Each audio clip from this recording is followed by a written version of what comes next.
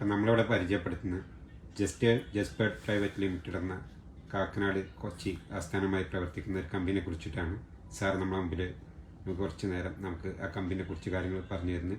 25 വർഷമായിട്ട് ഈ company silver spoon എന്നൊരു പാരമ്പര്യമായിട്ടുള്ള ഒരു പ്രൊജക്റ്റ് നടത്തിക്കൊണ്ടിരുന്നത്. അവരുടെ പുതിയ പ്രൊജക്റ്റാണ് സാൻഡൽവുഡ്. അത് നമ്മളെ വയനാട് ആസ്ഥാനമായി പുലിപ്പള്ളിയിലാണ് നമ്മളെ സാൻഡൽവുഡിൻ്റെ കോട്ടേജ് പുതിയതായിട്ട്. അപ്പോൾ സാറിന് എന്താണ് നമ്മളെ ഈ പുതിയ പ്രൊജക്റ്റ് ഒന്ന് പറഞ്ഞ് എൻ്റെ പ്രേക്ഷകർക്ക് ഒന്ന് പറയാൻ മനസ്സിലാക്കി. Okay hi. അപ്പോൾ എൻ്റെ പേര് അനീഷ് എന്നാണ്. അനീഷ് പറവൂർ, എറണാകുളം. സോണൽ മാനേജറായിട്ട് വർക്ക് ചെയ്യുന്നു മാർക്കറ്റിംഗ് ഫീൽഡിൽ, ജസ്പേർട്ട് ഇന്റർനാഷണലിന്റെ. ഞാൻ ഈ കമ്പനിയായിട്ടൊരു 5 വർഷത്തെ എക്സ്പീരിയൻസ് ഉണ്ട്. 5 വർഷമായിട്ട് മാർക്കറ്റിംഗ് ഫീൽഡിലുണ്ട് കമ്പനിയുടെ. ഇപ്പോൾ പ്രവർത്തിച്ചിപ്പോൾ കമ്പനിയുടെ സോണൽ മാനേജറായിട്ട് നിൽക്കുകയാണ്. അപ്പോൾ എന്തായാലും നാസർ സാറിനെ പരിചയപ്പെട്ടതിൽ സന്തോഷം. Okay, thank you. അപ്പോൾ എന്തായാലും നമ്മൾ ഈ ഒരു പ്രൊജക്റ്റ് ഇപ്പോൾ ദുബായിയുടെ മണ്ണിൽ നമ്മൾ വന്നിരിക്കുകയാണ്. കാരണം ഈ ഒരു പ്രൊജക്റ്റുമായിട്ട് ബന്ധപ്പെട്ടുകൊണ്ട് നമുക്ക് കൈരളി ചാനലിൻ്റെ ഒരു അവാർഡൊക്കെ ഉണ്ടായിരുന്നു. അപ്പോൾ അതൊക്കെ നമ്മൾ ജസ്റ്റ് ഒരു സാൻഡൽവുഡ് പ്ലാന്റേഷൻ ആയിട്ട് ഒരു കൃഷി ചെയ്യുന്നതിന് വേണ്ടി മാത്രം വന്നിരിക്കുന്ന ഒരു കമ്പനിയല്ല. ചന്ദനത്തിന്റെ ഡിമാൻഡ് കാര്യങ്ങളൊക്കെ ഉണ്ട്, അതവിടെ ഇരിക്കട്ടെ. നമ്മൾ ചെയ്യുന്നത് വെച്ച് കഴിഞ്ഞാൽ സിൽവർ ലീഫ് ബിൽഡേഴ്സ് എന്ന് പറയുന്ന ഒരു കമ്പനി കൂടിയിട്ട് ജസ്പേർട്ടിനുണ്ട്. ജസ്പേർട്ട് ഇന്റർനാഷണൽ എന്ന് പറഞ്ഞ കമ്പനിക്ക് നമ്മൾ ചെയ്യുന്നത് ലക്ഷറി റിസോർട്ട് മാർക്കറ്റ് ചെയ്യുന്നുണ്ട്. ഇതുമായിട്ട് ബന്ധപ്പെട്ടുണ്ട്. അതാണ് നമ്മുടെ ഒരു മെയിൻ പ്രൊജക്ട് വരുന്നത് ഇതാണ്. അപ്പോൾ നമ്മളിവിടെ 3 ടൈപ്പിലുള്ള പ്രൊജക്റ്റാണ് നമുക്ക് അവിടെ വരുന്നത്. ഒന്ന് കെ ഹൗസ് ആണ്, രണ്ടാമതായിട്ട് വരുന്നത് എ ഫ്രെയിം കോട്ടേജ് ആണ്, മൂന്നാമതായിട്ട് വരുന്നത് നോർമൽ വില്ല ടൈപ്പ് കോട്ടേജ് ആണ്. അപ്പോൾ ഈ ഒരു 3 ടൈപ്പ് കോട്ടേജുകളുടെ ഒരു പ്രത്യേകത, ഈ 3 എണ്ണത്തിലും നമ്മൾ ടൂറിസവുമായിട്ട് ബന്ധപ്പെട്ടുകൊണ്ട് തന്നെ ലോകത്തെവിടെയും ഇല്ലാത്ത ഒരു നല്ലൊരു ഹൈ പ്രീമിയം ആയിട്ടുള്ള ടൂറിസവുമാണ് നമ്മളിവിടെ കാണുന്നത്. കാരണം എവിടെയും കേട്ടിട്ടുണ്ടാവില്ല നമ്മൾ ചന്ദനത്തോപ്പിൽ താമസിക്കാം, നമുക്ക് പാർക്കാം ചന്ദനത്തോപ്പുകൾ. നമ്മൾ കേട്ടിട്ടുണ്ട്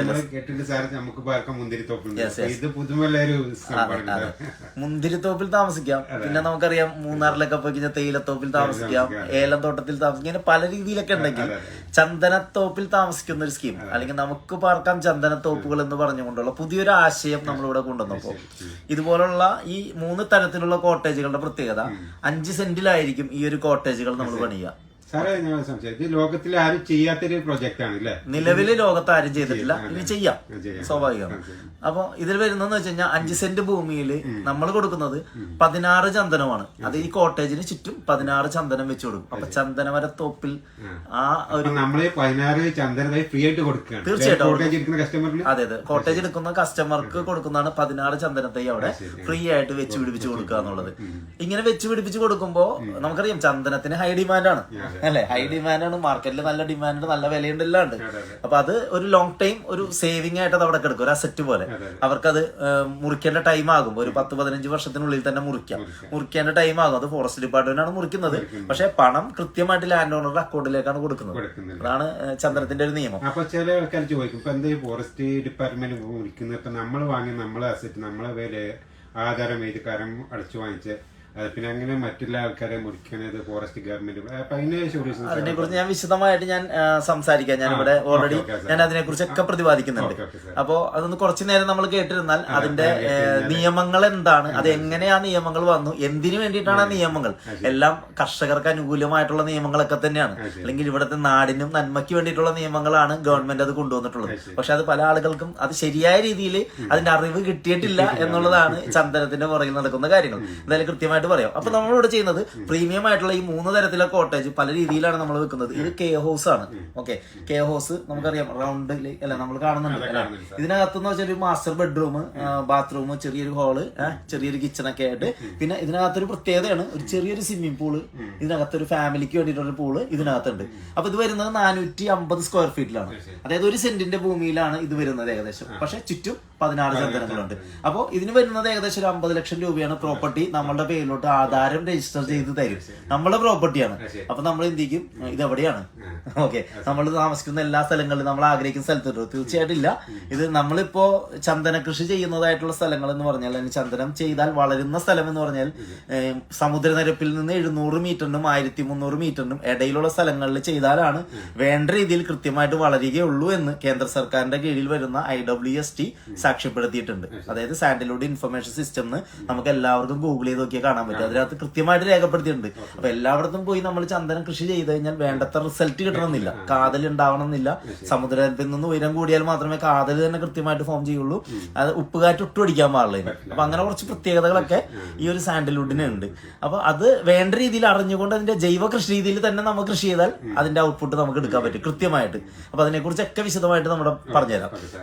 ഈ 16 ചന്ദനമുള്ള ഈ ഒരു പ്രൊജക്ട് 50 ലക്ഷം രൂപയ്ക്കാണ് നമ്മൾ വിൽക്കുന്നത്, അവരുടെ പേരിലോട്ട് ആധാരം ചെയ്ത് കൊടുക്കുന്നത്.